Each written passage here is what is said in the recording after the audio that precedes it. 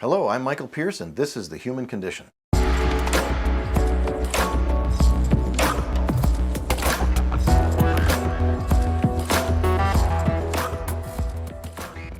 Today we're talking about how to reverse the effects of stress on the brain. So what are the effects of stress on the brain? The most common one would be cortisol, the easiest to measure. Cortisol is a stress hormone secreted by your nerves and by your adrenal glands.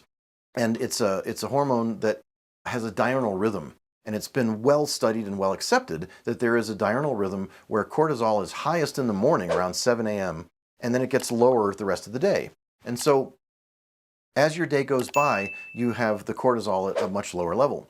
If you do a standard saliva or urine test that is 4 collections during the day from morning till night, and it's timed correctly with the right gaps between, you'll be able to catch this diurnal rhythm and you'll be able to see the circadian rhythm of your cortisol.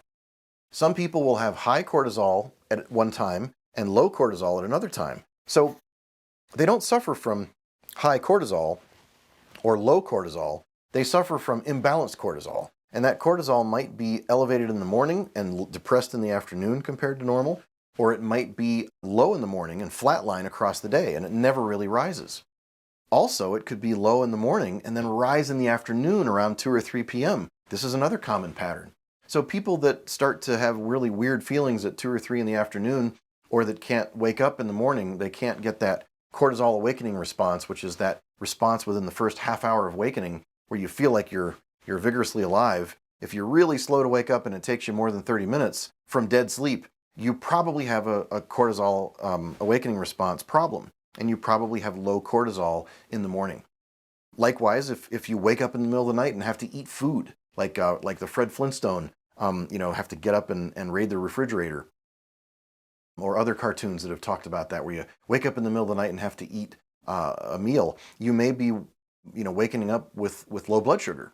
And that's another reason why a person might mobilize cortisol and have high cortisol, because they're trying to mobilize blood sugar. So they go to bed without enough blood sugar, and over the night time they don't have enough blood sugar. They don't wake up and eat. And then in the morning, they secrete a huge amount of cortisol and wake up with a high amount of cortisol because they're mobilizing blood sugar, because cortisol mobilizes blood sugar and allows us to get blood sugar into our cells so that we can survive when we've been without sugar. So the things that we can do to try to identify this are get an exam where you get a 4-time collection of saliva or urine and send it to a proper lab and look at your rhythm and work with a clinician who knows how to interpret those curves. And then you can also look at norepinephrine. Norepinephrine can be measured in urine. Norepinephrine metabolites can be measured in urine, and you can look at that as well.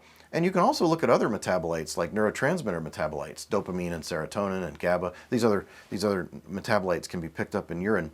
But the general idea is if you measure your 4 collections of cortisol and you measure 1 sample of epinephrine, you can get a feel for whether your epinephrine is elevated or depressed, and you can get a feel for whether your cortisol is out of balance.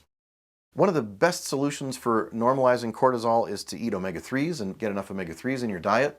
Another one is to get a fat called phosphatidylserine. Phosphatidylserine is available over the counter as a simple and safe supplement. It's used for memory. It's used for adrenal control, because the adrenal glands behind your kidneys, up here in your flank area, in your backside, are above your waist, about where your rib cage ends, are controlled by your brain. They're controlled by your hypothalamus. And so the hypothalamus has these nuclear centers that are responsive to fats. So you've got to have saturated fat in your diet. You've got to have animal protein or at least saturated vegetable fats. You've got to have enough minerals to be able to make that work. So if you have a problem that involves epinephrine, it could be a problem where the epinephrine is too high or too low. And one of the ways we do that is just try to drive epinephrine up or down. And some people do that with things like rhodiola rosea, which is an herb that people take and use it. Rhodiola rosea is an herb that at low doses does different things than at high doses. So you can play around with the dose and you can manipulate your norepinephrine levels. And so a lot of people will try to figure out, do I have high or low norepinephrine? Typically, if you have really high norepinephrine, you end up not being able to stay asleep at night. And that can be cortisol too, but it tends to be somebody who can't stay asleep at night and is just anxious all the time. If you have low norepinephrine, you can also be anxious, but you're anxious for a different reason, and that's because you can't really learn. Norepinephrine is an important learning neurotransmitter that's involved in the process of learning. So a person that gets anxiety because their brain is not functioning very well, and they're not learning and remembering and synthesizing information and recalling information, may do that because they're depleted in norepinephrine. So some people need to raise norepinephrine and some people need to lower norepinephrine. Some people need to regulate cortisol and its control in the brain, in the hypothalamus and the adrenal glands. And the adrenal glands contribute to the stress effects on the brain because stress causes this problem of producing cortisol and producing epinephrine in excess amounts.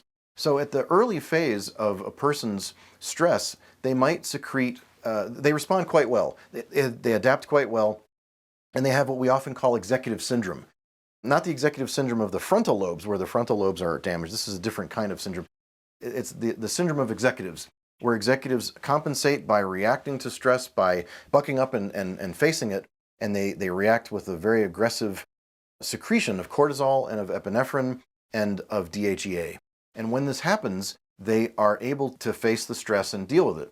However, if they do this for a long period of time, they can deplete their adrenal glands and they can deplete their brains and they can deplete their ability to make this cortisol and norepinephrine and DHEA. And there are different phases of this, but the point is they start to get lower levels of cortisol because they're exhausted. Their glands are failing and they're getting lower levels of cortisol, lower levels of epinephrine, and lower levels of DHEA.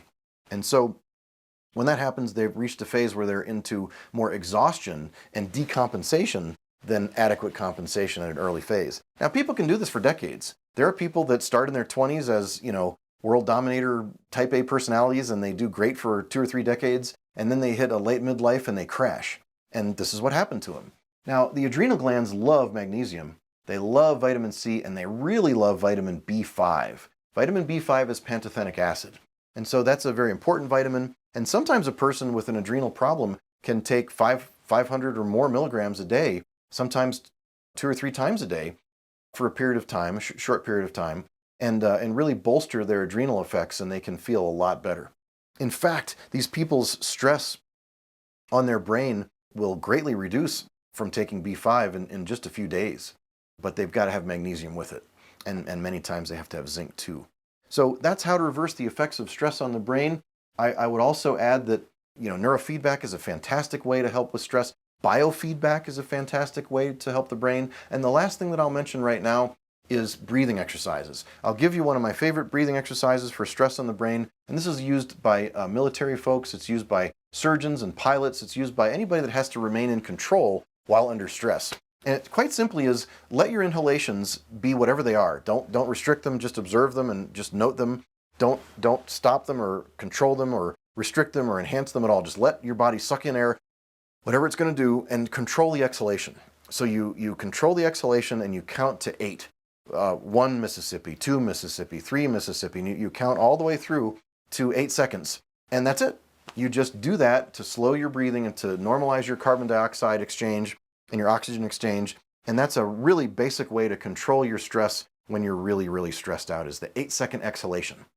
And so that helps you control your body and your mind when your brain is under the effects of stress acutely.